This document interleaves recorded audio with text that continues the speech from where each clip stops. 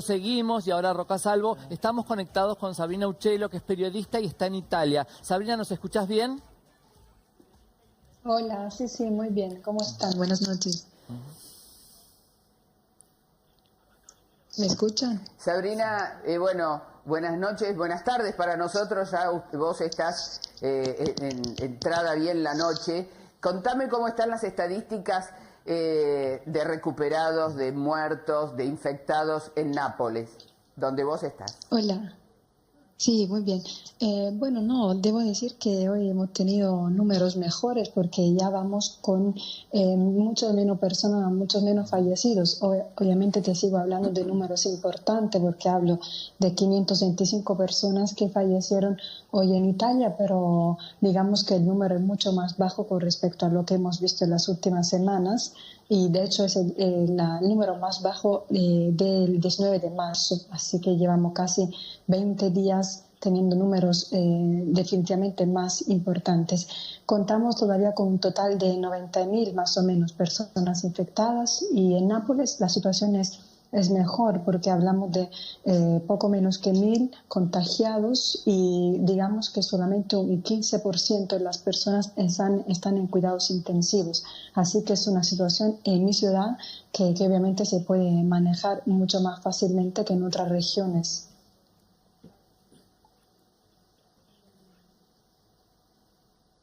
¿Está bien, Nay? Sabrina, y en base a la cuarentena, ¿hasta qué días se extendió? ¿Qué pensás vos que va a pasar? ¿Se va a extender más a lo que ya habían estipulado?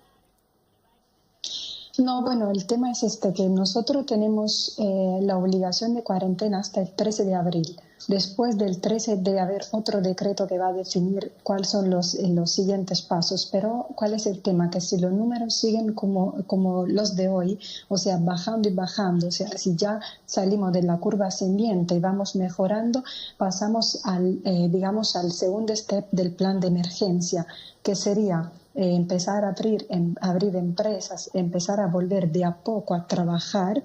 Obviamente la gente que puede quedarse en casa seguirá quedándose en casa, pero se podrá ya empezar a mover de nuevo la economía, porque obviamente acá está todo cerrado, como bien saben, y después pensar en el último step del plan, que sería poder salir, pero con barbija, guantes, con todos los recaudos y los cuidados que se requieren. Obviamente, para que el plan B, o sea, poder empezar a mover algo en Italia, se pueda poner en marcha, tenemos que esperar que estos números sigan y que bajen. La preocupación mayor es que empiecen a subir en el sur y que empiecen a bajar en el norte, o sea, que solamente se mueva el foco de la situación. De momento no tenemos números que nos hagan pensar en esto, pero obviamente hay que tener cuidado con la ilusión. Sabrina, ahí nos contaste el panorama de tu zona y también de Italia. ¿Cómo fue tu semana? ¿Saliste todos los días? ¿Saliste día de por medio para ir al almacén o a la farmacia? ¿Cómo viviste esta semana? Yo salí, creo, un par de días esta semana para ir de compras, porque obviamente es necesario, Claro. Pero digamos que al comienzo era más difícil acostumbrarse a cambiar la rutina de salir todos los días a ir de compras, ¿no? Era algo más cotidiano. Ahora nos estamos acostumbrando a tener que salir de a poco, a dividirnos en grupos de cierta manera, ¿no? De una forma muy espontánea y bueno, por eso cada vez salimos menos. En este caso yo salí dos veces nada más porque trabajo en mi casa, así que no necesito salir, pero creo que la gente también está tomando este ritmo y de hecho lo que me preocupa es que cuando todo esto terminará, la gente estará mentalmente muy afectada hasta tener miedo de retomar la vida normal.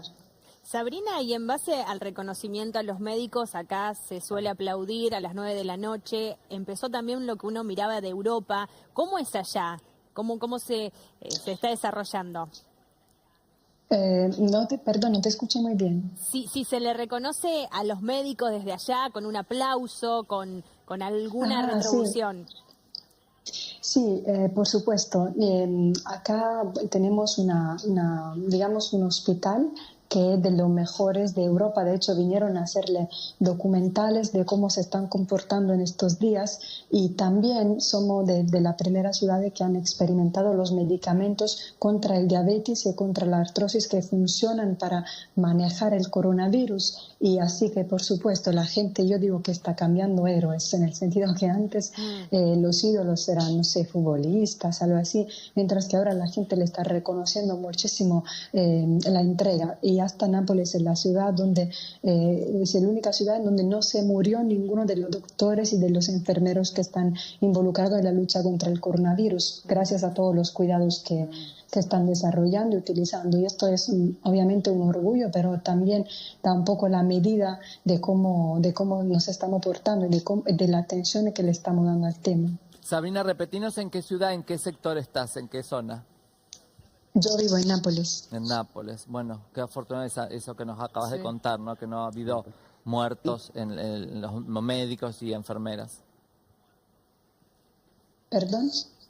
Qué bueno esa noticia que nos decís que no hubo muertos entre los doctores. ¿Cuántos muertos hubieron? Sí, de hecho, en Italia hubo, yo creo que más de 100 médicos y entre médicos y enfermeros que fallecieron por el coronavirus, por estar en contacto con pacientes que padecen el coronavirus, pero esto no pasó acá porque, repito, tenemos hospitales que están especializados digamos, en este tipo de enfermedades y por eso ya saben cómo manejarlas, cómo moverse, cómo acercarse a los pacientes. Obviamente, en el norte ha sido mucho más difícil manejar el tema porque llegó de repente, de una, mientras que acá pudimos, aprenderlo de a poco porque vimos el ejemplo de ellos. Así que, entre comillas, fue más fácil para nosotros manejarlo, pero por supuesto no era algo obvio.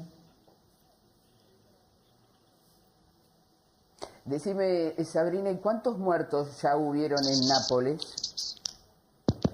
No, acá hablamos de, yo creo, poco más que 100. O sea, de los últimos números hablamos de poco más de 100. La mayoría de las personas contagiadas en mi ciudad, que son un poco más que 1.000 personas de momento, están casi todas en su propia casa. O sea, unos 70% está en casa aislada, porque según el protocolo, si no tienes síntomas que te hacen necesitar el cuidado de los médicos o el cuidado intensivo, te puedes quedar en casa, obviamente aislado de la familia para unos 20 días y de ahí, bueno, te repiten el test para ver si se te quitó o no, porque en muchos casos uno puede tener el coronavirus pero no tener ningún síntoma y por eso es muy difícil detectarlo y obviamente no te hacen ir al hospital porque en este momento se colapsaría el sistema si todos los que solamente tienen el coronavirus sin tener síntomas fueran al hospital. Claro. Y Sabrina, ¿qué cuidados tenés cuando salís a la calle, vos en tu caso personal? Bueno, yo utilizo barbija, creo que se diga, y guantes, y guantes, que es obviamente lo básico. Lo que hacemos es no acercarnos a las personas. En realidad solamente los que están contagiados deberían utilizar barbija, pero ya lo vamos utilizando todos porque por un tema de seguridad nos mantenemos lejos uno del otro y, por ejemplo, en el supermercado no entran más que 5 personas, por grande que sea, para evitar que, bueno, haya mucha gente, que compartamos espacios y aire y todo esto. Esos son los cuidados principales. Obviamente uno utiliza alcohol en gel cuando vuelve de casa porque tú, no sé, entras de la puerta y tocas de afuera. El peligro puede estar a donde sea. Por eso son la mayoría de los cuidados que tomamos. Hay unas regiones como Lombardía y Toscana donde la barbija es obligatoria porque si no te ponen una multa. Acá no lo es, pero obviamente la gente la utiliza ya como costumbre. Claro. Recién hablábamos con un periodista desde Nueva York, Sabrina, y nos decían que en Estados Unidos hay vuelos internos. ¿En Italia tienen la misma modalidad o está todo parado? No, en Italia no hay vuelos en este momento. Hay vuelos solamente si son vuelos de Estado o, por ejemplo, si hay alguna emergencia o transporte de cosas, o sea, cosas que dependen, digamos, de la economía del país. Pero si yo quisiera ir, no sé, en Milán y tomar un vuelo, no podría. Lo único que se mueve son los barcos. Por ejemplo, hay barcos que están llegando de España con ciudadanos italianos que están regresando a casa con un control antes de subir al barco y antes de bajar, porque son personas que obviamente se han huido a su propia casa y la embajada italiana le dio permiso para regresar. Pero si yo quisiera tomar un vuelo y, no sé, irme a otra ciudad, en este momento no podría. Sabrina, se habló mucho sobre la cantidad de muertos que estuvo Italia porque son personas muy grandes. ¿Por qué se dio tanto eso? También porque tenían afecciones, para que nos cuentes un poco eso. Sí, bueno, hay que considerar una cosa, que en realidad Italia, en las zonas afectadas, son zonas en donde la edad media es muy elevada, o sea, la gente es muy adulta. Claro. Así que, obviamente, esto ayudó a expandirse y obviamente fue fatal, no fue letal por estas personas, pero el coronavirus es una enfermedad que que ataca unas células y que tienen los mismos receptores, por ejemplo, no sé, de la artrosis, del diabetes. Por esto la gente que ya padece esta enfermedad es como ponerle un cargo encima y empeorar la situación. Son muy pocas las personas que fallecieron simplemente por coronavirus, por pulmonía y algo así que te provocan, pero generalmente las personas ancianas fallecen más fácilmente porque tienen una ya obviamente no tan brillante como una persona joven, y especialmente los principales pueblos de Italia que fueron afectados, por ejemplo de los pequeños pueblos de Bérgamo. Esto pasó justamente porque la es muy elevada y la gente ya tiene otras enfermedades con células muy débiles que son las mismas que son atacadas por el coronavirus.